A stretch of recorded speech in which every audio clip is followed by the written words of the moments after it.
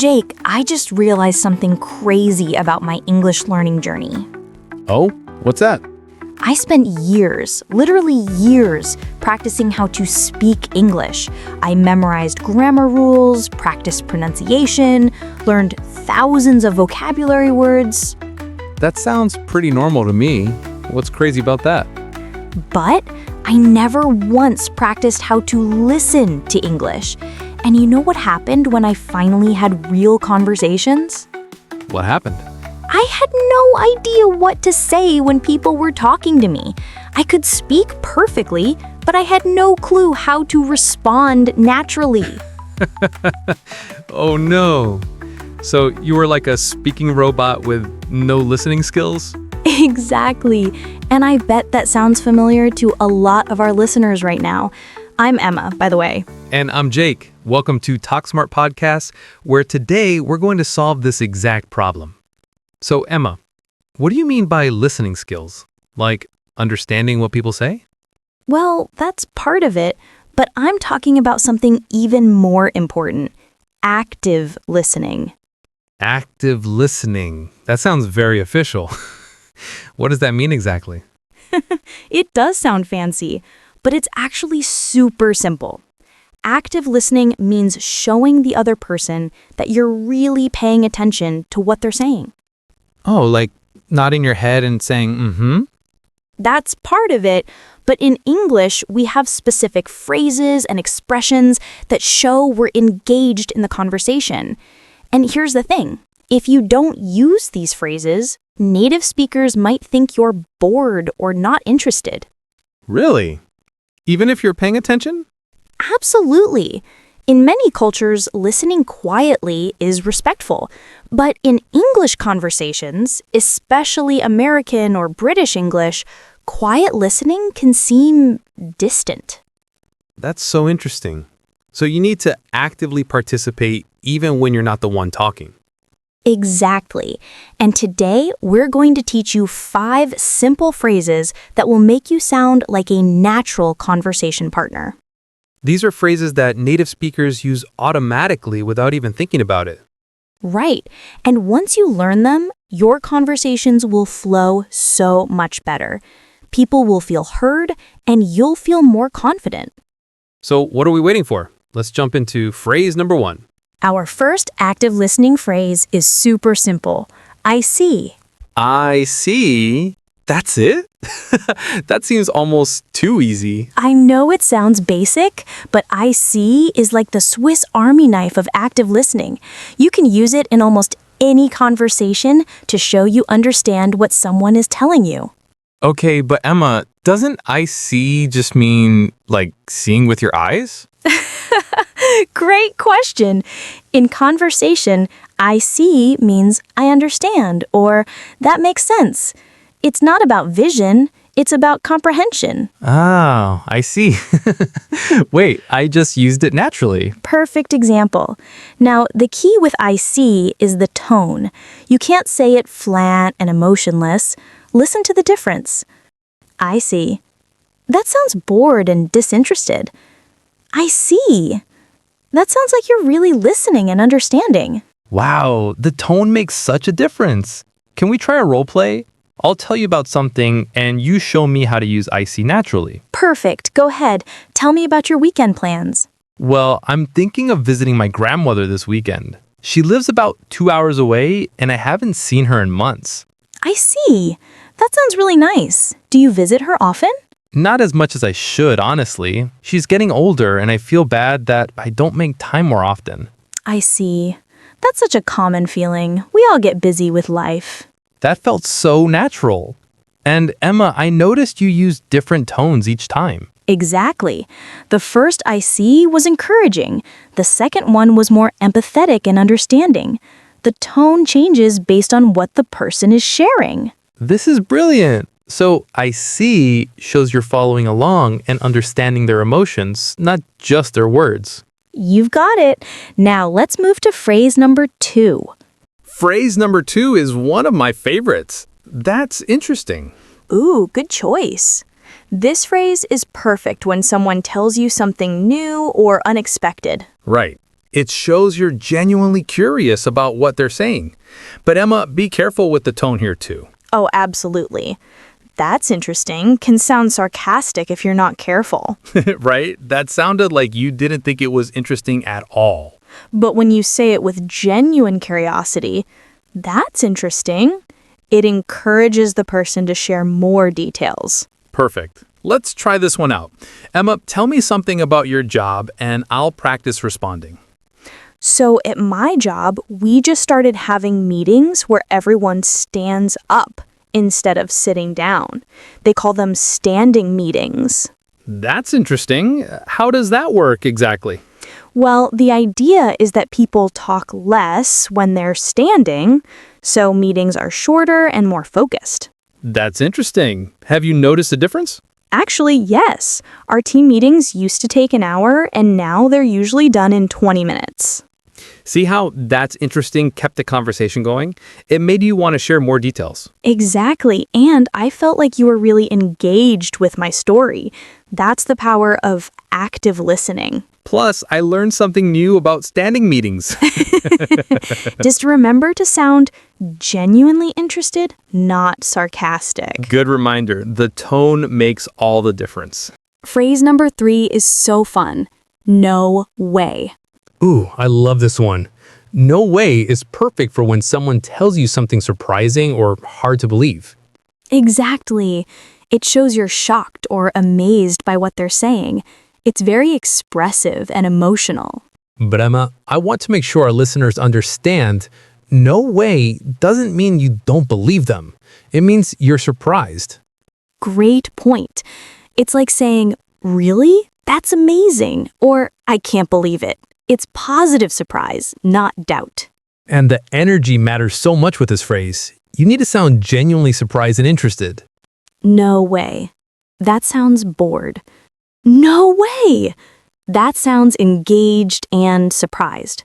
Perfect demonstration. Let me tell you something surprising, and you show how to use it naturally. I'm ready. So yesterday, I was walking to work and I found a wallet on the sidewalk with $500 cash inside. I returned it to the owner, and guess what happened? What happened? The owner was so grateful that he offered me a job at his company. Apparently, he's a CEO and was impressed by my honesty. No way. That's incredible. Are you going to take the job? I'm actually considering it. It's a much better position than what I have now. No way. That's like something from a movie. That's exactly right. And you used it twice with different energy. First with surprise, then with amazement. I felt like you were really sharing in my excitement. That's what good active listening does. It makes the speaker feel heard and valued. And honestly, your story was pretty amazing. Well, a guy can dream, right?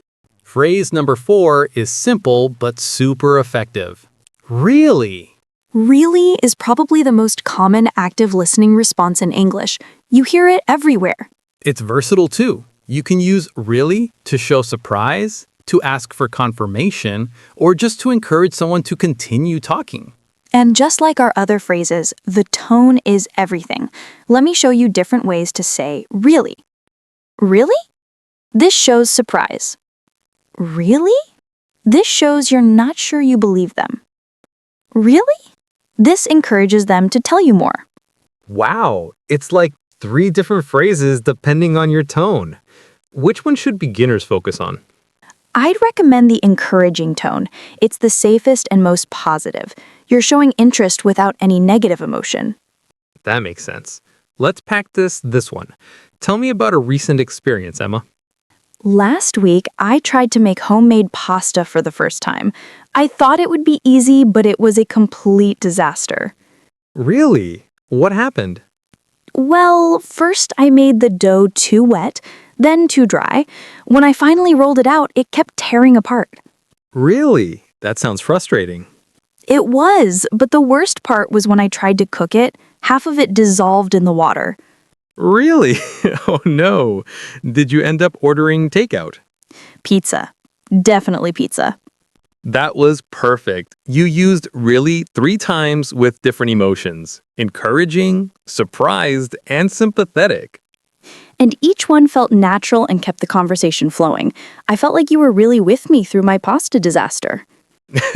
Hey, we've all been there. Cooking fails make great stories. Exactly. And really is perfect for those kinds of stories because it shows you're engaged with both the facts and the emotions. Our final phrase is direct and powerful. Tell me more.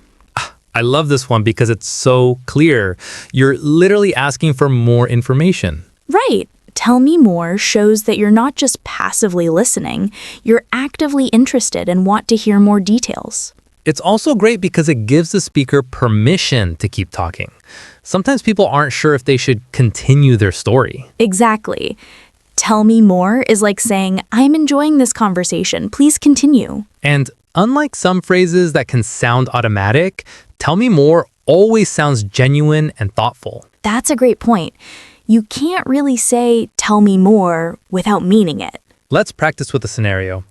Emma, imagine I'm telling you about a trip I took. Use tell me more naturally in the conversation. Perfect. Go ahead. I just got back from Thailand and it was absolutely incredible. The food, the people, the beaches, everything was amazing.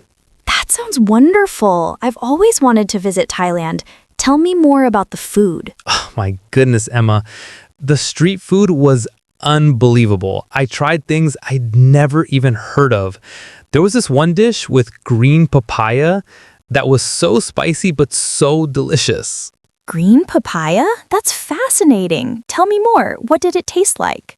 It was crunchy and fresh with this incredible dressing that was sweet, sour, and spicy all at once. I ate it almost every day. That sounds amazing. Tell me more about the places you visited. See how each tell me more led to richer details and kept the conversation going? And I felt like you really wanted to share your experience with me. That's the beauty of active listening. It makes conversations deeper and more meaningful. Plus, I learned so much about Thailand just from being an active listener. That's one of the best parts. When you listen actively, you learn more and connect better with people. Wow, we covered so much today. Let's quickly recap our 5 active listening phrases. Great idea. Number 1 was I see. Perfect for showing understanding and comprehension. Number 2, that's interesting. Great for when someone shares something new or unexpected. Just remember to sound genuinely curious. Number 3, no way. Perfect for expressing surprise and amazement. It shows you're emotionally engaged with their story. Number 4, really? The most versatile phrase. Use an encouraging tone to keep conversations flowing naturally. And number 5, tell me more. The most direct way to show you're genuinely interested and want to hear more details. The key thing to remember is that all of these phrases depend on your tone and energy. You need to sound genuine and interested. Absolutely. And here's a pro tip. Don't use the same phrase over and over in one conversation. Mix them up naturally. Right. If you just keep saying, really, really, really, you'll sound like a robot. Exactly. Use different phrases to show different types of engagement. Understanding, surprise, curiosity. And remember, these phrases work in any type of conversation with friends, colleagues, family, even strangers. The goal is to make the other person feel heard and valued. When you listen actively, people enjoy talking to you more. Before we wrap up, I want to say something important to our listeners. What's that? Learning to listen actively is just as important as learning to speak clearly, maybe even more important. I totally agree. You know what's funny? When I finally started using these phrases, people told me my English had improved dramatically. Really? See, I just used one naturally. Perfect example. And the amazing thing was, my grammar and vocabulary hadn't changed at all. I just became a better conversation partner. That's the power of active listening. It makes you more engaging, more likable, and more confident in conversations. So here's your homework. And yes, we're giving you homework. Choose one phrase from today and try using it in a real conversation this week. Start with I see or really. They're the easiest and most natural. Then gradually add the others. And pay attention to how people respond to you. I bet you'll notice that conversations become more enjoyable and flow better. We'd love to hear about your experiences. Leave a comment and tell us which phrase you tried and how it went. Or tell us about a time when someone used great active listening with you. How did it make you feel? If this episode helped you understand active listening better, please give us a thumbs up and subscribe to Talk Smart Podcast. We're here every week with practical English tips that you can use in real life, not just in textbooks. Remember, being a good listener makes you a better communicator overall. It's not just about English, it's about connecting with people. Thanks for listening actively to our podcast today. See what I did there? Very smooth, Emma. Thanks, everyone, and we'll see you next week on Talk Smart. Bye, everyone.